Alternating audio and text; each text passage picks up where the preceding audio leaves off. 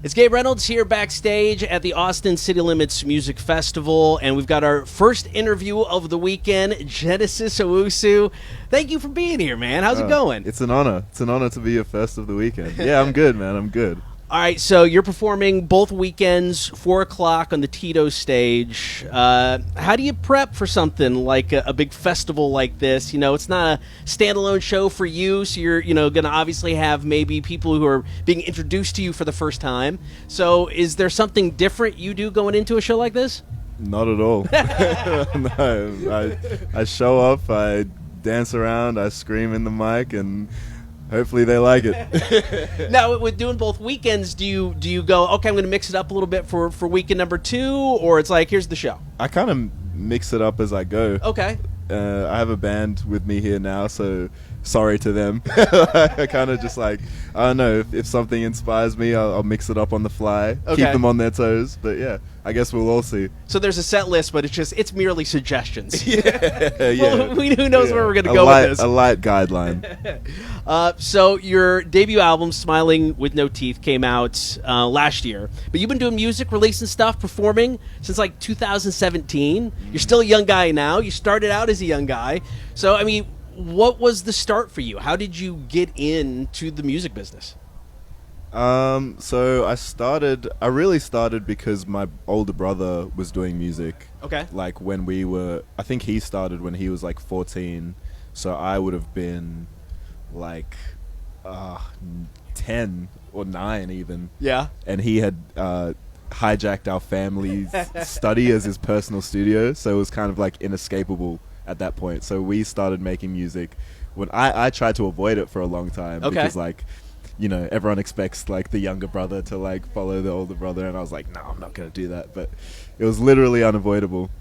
So like I started making music with him when I was probably like 14-ish. And we just, were putting stuff on YouTube and SoundCloud Right. and stuff like that. And then I started taking it kind of seriously when I was getting out of high school. And I got like quite a bit of attention in Australia from like the national radio stations and stuff like that. So I was just getting out of high school, and like labels were like asking for me and stuff like that. So I was like, okay, I guess there's like a legitimate career path here. Right. And I kind of just went from there. So, I mean, starting at such a young age, I mean, did writing music and putting things together just kind of come naturally? Yeah, so the reason I conceded and got into music is because I actually loved writing in the first place. When I was younger, I was writing like short stories and Okay. poems. It started as short stories, and then it went to poetry, and then the first music I made was hip-hop and rapping, because that was the easiest transition from poetry into music, I felt. So yeah, that's kind of how it all started. And how do you feel you've evolved then as a songwriter since, being 14 years old or whatever when you started to now? I hope I've gotten better. I mean, as I started, it was really a form of expression. Like what I was writing in those poems was just everything I was feeling, so I just put a beat behind it. Right. And I was kind of just blurting everything out. So I like to think I've gotten better in structuring songs and making interesting little twists and turns and things like that. But at the heart of it, I still like to keep it as a pure form of self-expression like that. Well, that's what's cool about listening to your music. I mean, some of it does come off like stream of consciousness, and it's just, I mean, it's refreshing. It really stands out. Yeah, thank you, man. Yeah, I appreciate it. Yeah, I think there's a lot of good about improving and learning from conventions that have been set before, but there's still a core of why I started in the Right. first place that I'd like to preserve throughout, the entirety of my career. Now, you had a new song, GTFO, come out in July. Is this part of a bigger project, a new album maybe, or is it just more of I wrote a song, here it is? It's a little bit of both. It's kind of the start of a new phase. I am working right now, working on a new project. It might not be on that new project, but it is kind of like the first little gateway into whatever this new era is going to be. Now, the music industry has changed a lot over the last decade or so, and it does feel like maybe the emphasis on a full-length album isn't as important and it seems like now it's like, here's a one-off or here's an EP that's, maybe thematic a little bit more than an album would be. Do you look at it like that and go, I gotta, not to feel the pressure of do a full length, I don't have to do that anymore, I can do a one-off song, or I could do a special project that may be a handful of songs? I do feel that way, in that a conventional album isn't I guess celebrated as much in the music industry, but I personally love albums. Yeah. And I love the full, like, cohesive project where you can really dive in and out. So it's like I'm trying to literally, like, only do that, really. Right. Like, if there's a song that I make and it's a one-off and I think it's really cool, yeah, I'll put it out. But, like, I would love to take my time to really craft together, like, a real cohesive front to back experience. That's how I fell in love with music. So, even though it's kind of not being as encouraged in the music industry, that's still where my heart is. So I still love doing that. Right. Yeah. Now, video has obviously been part of music for decades, but it does feel with social media, the visual aspect can be more important sometimes than the musical aspect.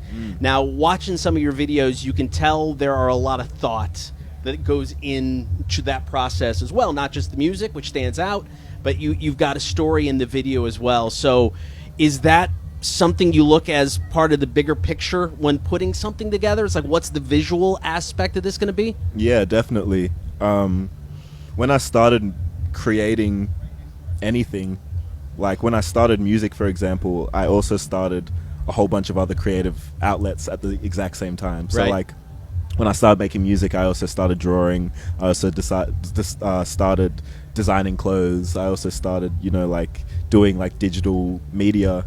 And I kind of just saw them as different tools for self-expression. Okay. So, for example, like, if I had an idea, it would be like, does this idea work better as a song, or does it work better on a t-shirt type of thing? So I didn't really see the different mediums as, like, completely separate paths. They were all just tools for one, line of self-expression.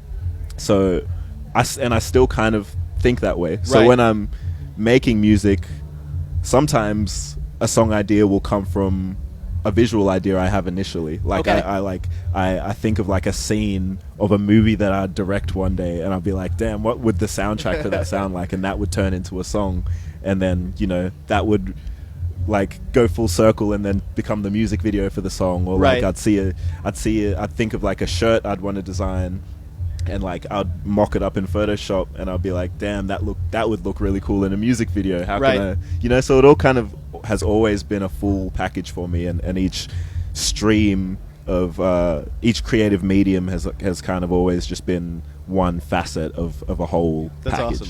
That's really cool. While you're here at ACL, do you get a chance to check out any artists? Is something you're looking forward to do? Yeah, I literally just got here, but okay. But yeah, I'm definitely gonna try check out some artists. I'm gonna try check out, like, James Blake and SZA and a few other people. Yeah, it'll be fun. It'll be nice. a good festival. All right, before we're out of here, just 3 kind of rapid fire questions. What's the name of the first song you wrote?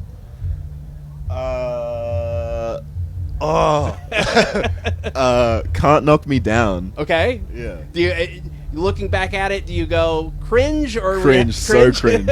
It's, like, been wiped off the internet. Hopefully. What's the first album you bought? The first album I bought physically was The Low End Theory by Tribe Called Quest. Okay. And the first album I bought digitally was Born Sinner by J. Cole. Oh, nice. Okay. And then last, what was your very first job?